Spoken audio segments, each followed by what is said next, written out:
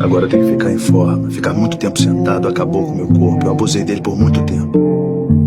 Agora em diante eu vou fazer 50 flexões toda manhã, 50 suspensões.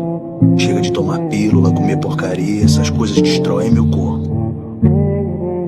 Agora vai ser organização total. Todos os músculos sarados. Eu fui tão arrogante. Eu achei que eu fosse mais forte. Achei que a minha força ia me deixar escolher onde morrer. Mas eu estava errado. A vida tem esfregado na minha cara que eu sou fraco e um total inútil. Mas eu vou ficar forte. Eu preciso ficar. Eu não vou poder escolher como eu vou morrer.